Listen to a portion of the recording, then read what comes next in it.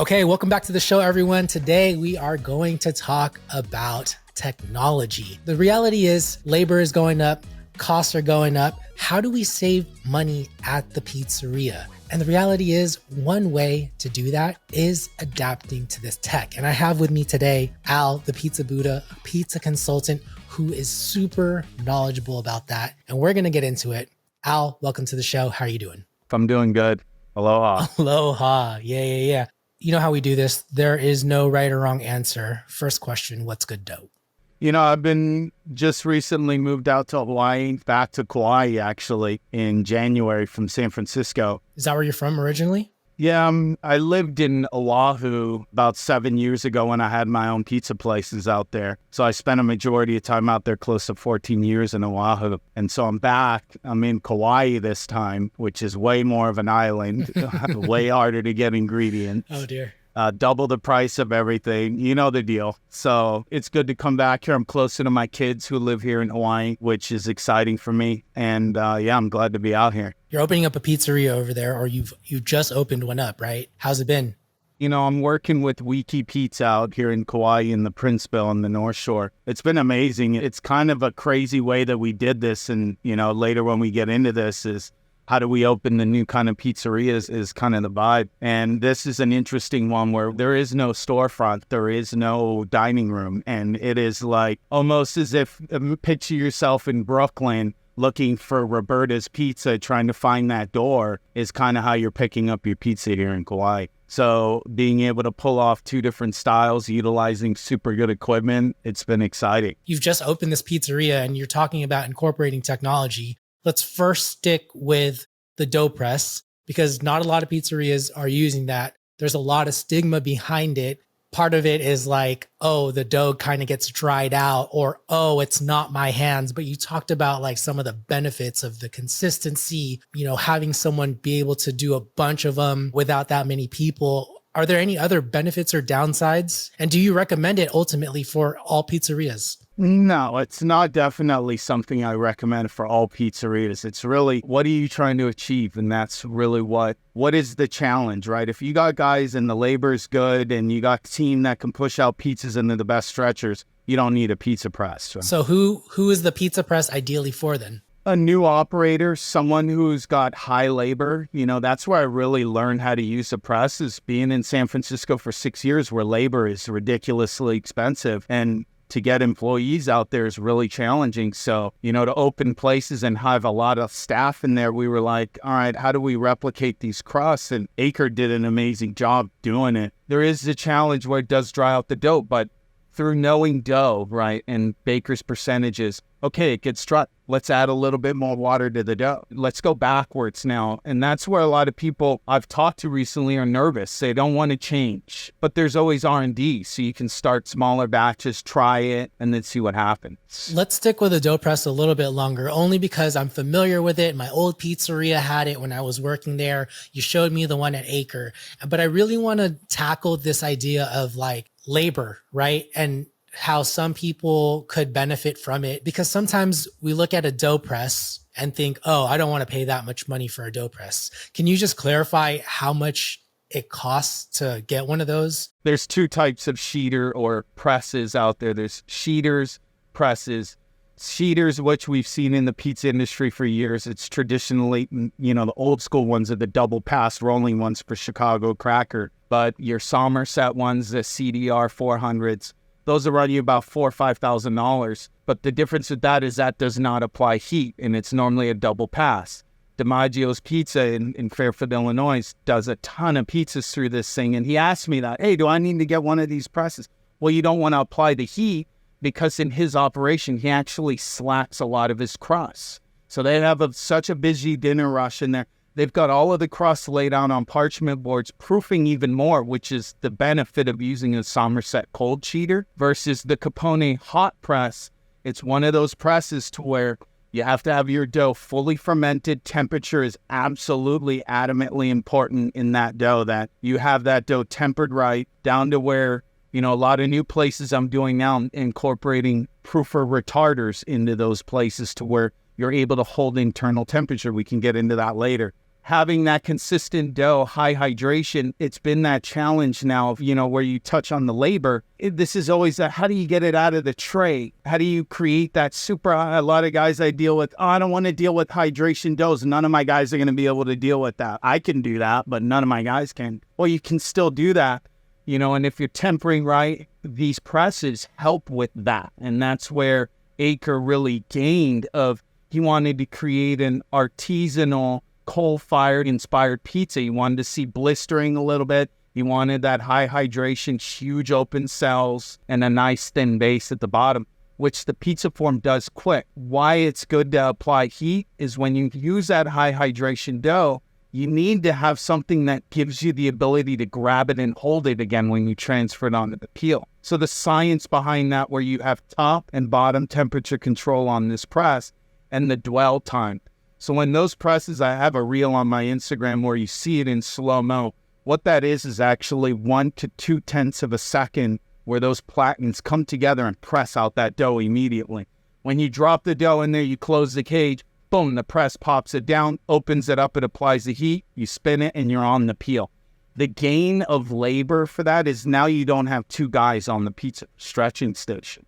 After doing New York style for years, I was like, man, that stretching part, if you can find something that we've all been there. If you're a 90s pizza maker or a 2000s pizza maker and you've been in the game that long, especially if you're from Boston or New York, you've got arms that are, most of those guys in the East Coast, when you see them, they're yoked, and it's not from the gym. It's just from hammering that 55% hydration dough and tossing pizza crust from the basement all the way upstairs.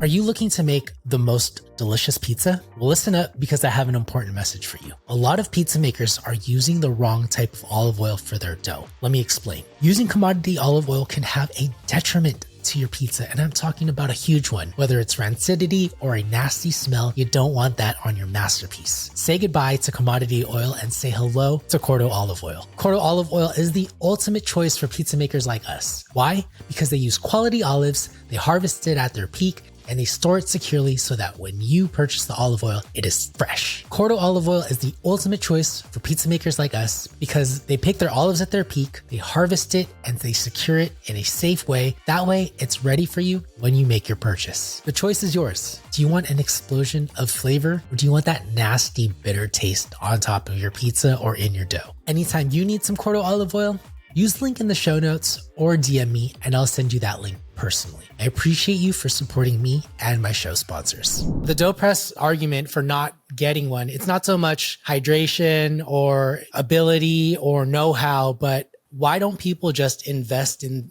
like a pizza press, even though it's going to require a lot more work, but ultimately it's going to save you money, whether your labor is expensive or it's not.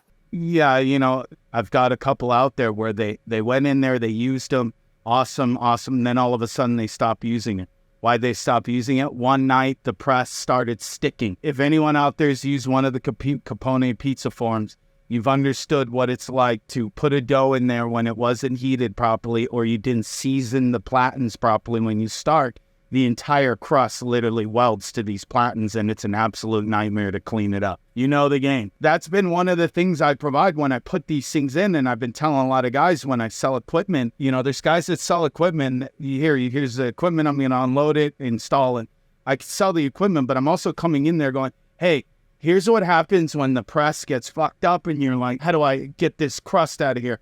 Well, you got to use it, this, and you got to season like this every morning. Your dusting flour needs to be like so. And those kind of processes, those equipment companies sometimes don't follow through it. Lately, I've been talking with the guy. He's at a pizza mat. How do you change the bulbs faster? And I'm sure that debate, everyone who owns a Pizza Master out there in the world is like, dude, how did you do this like this? And like the bulbs are like this. But it's not that hard, and it's easy to do once you've figured it out. It's kind of a meditating way. Anybody out there who's done it and tried to figure it out, it's like crazy. Okay, so we know a bit more about the pizza press, and it's for some operators who can follow through. It's for some operators who can make sure it works for their workflow.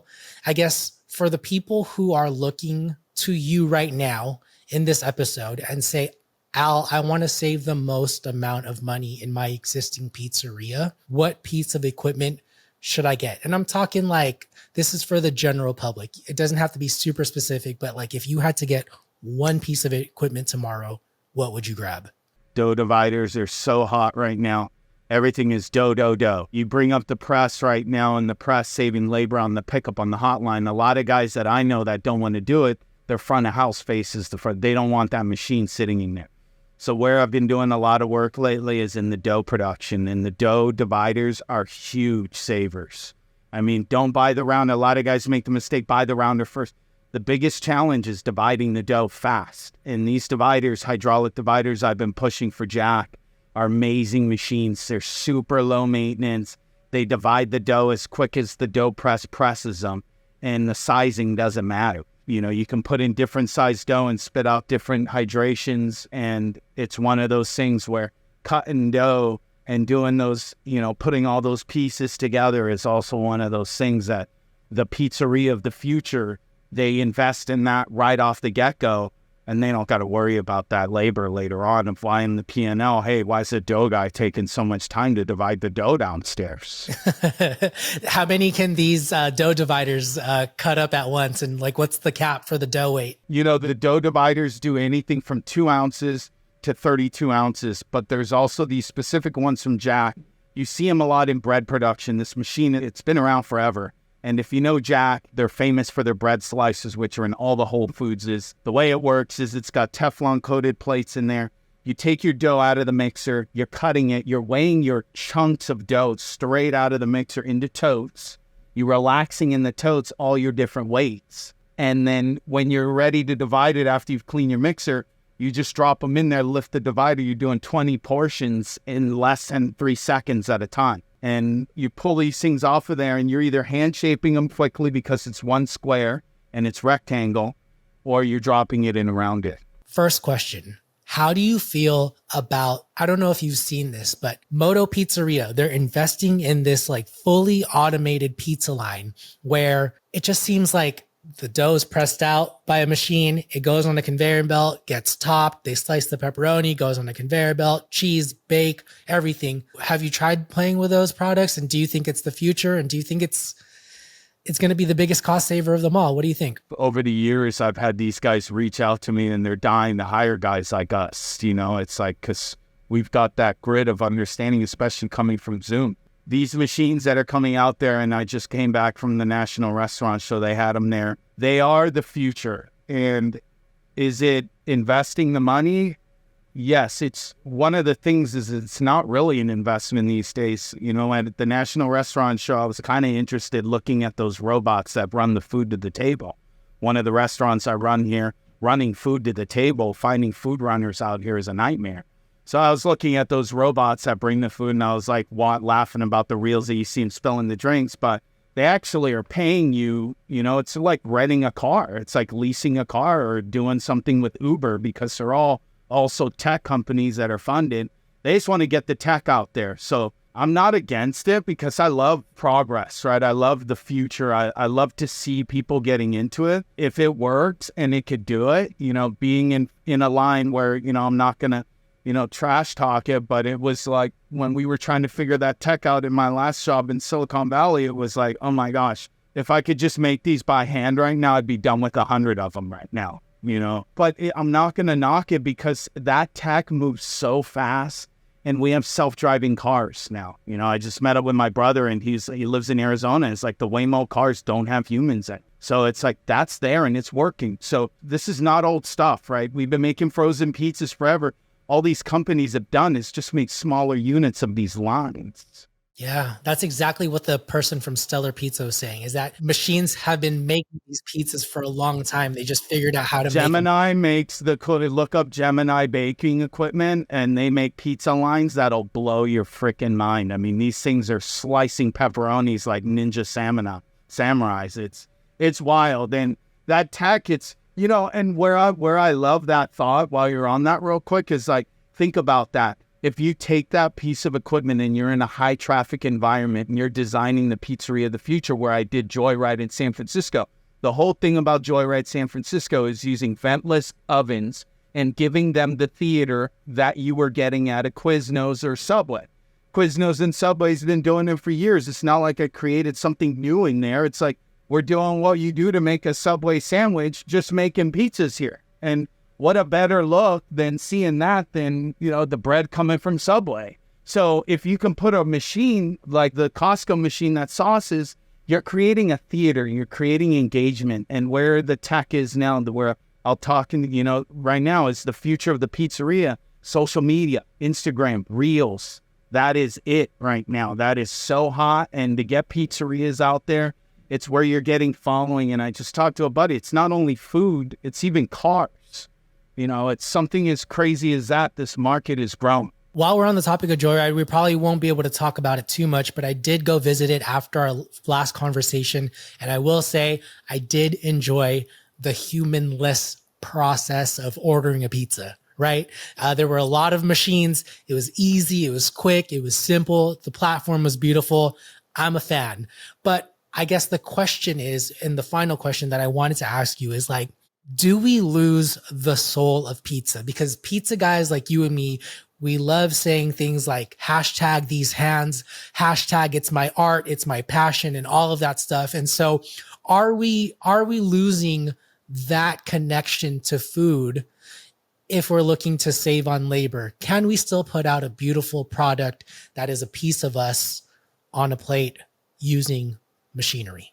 Machinery is out there, and the thing with Joyride, the idea behind all of that and the challenge there, and that's the difference, right? There's two kind of pizzerias. There's your fast casual pizzeria, which is what we've seen out there. They're your slice house. They're not really like pizza guys like me or you. We're super passionate. We want to be behind the line making every pizza or be in the game somehow every day. And then there's pizzerias out there that are going to be all about the regional styles.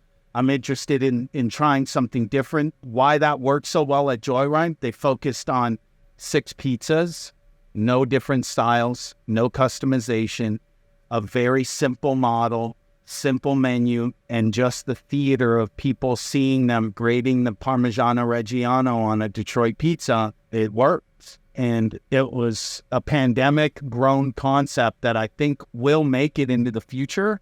Will you see them everywhere? I don't know, because, it's kind of like how many of those can you have? And that's the other thing, what's the next pizza style, or how much more Detroit pizza can we really eat, right? Final question for you. One word answer, okay? Is there room for a pizza maker who doesn't adapt to this type of technology?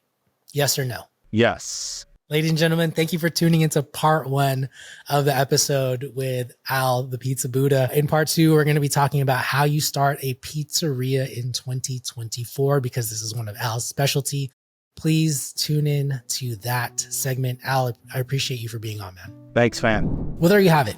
I hope you enjoyed that conversation. And if you're wondering when the next part comes out, you got to subscribe or sign up for our email list. That way you get notified when the next episode is coming out. You can subscribe by following the show, or you can sign up for the email list. There is a link in the show notes. Please remember to share this with a friend, especially if you think they're going to benefit from it. Remember to leave a rating, 5 stars if possible. I appreciate you. I love you. Till next time. Peace. How's it going, Pizza Pal? I just want to let everyone know that I started an email list. Why? Because I recognize that time is more important than ever, especially after being a dad. And I realize that content is abundant, and sometimes we just can't get to listening to a podcast. And so what I want to do is send out a weekly newsletter highlighting some of the key topics that we discussed in the podcast. I hope to save you a bunch of time, so please do sign up for this email list. There's going to be a link in the show notes. I truly appreciate it, and I hope I can save you some time. So thank you in advance for signing up for that email newsletter. Hey, home pizza makers, what's good, dough? It's time for you and me to partner up together and make pizzas for good. How do we do that? You and I will be doing pizza parties nationwide to raise money for Slice Out Hunger. And yes, it is starting now. So if you want to be a part of my team and make pizzas for good, you can register to be a part of Team What's Good Dough. And yes, it is welcome to all bakers, whether you're just starting off or you're a seasoned pop-up pro. Let's make pizza for good together.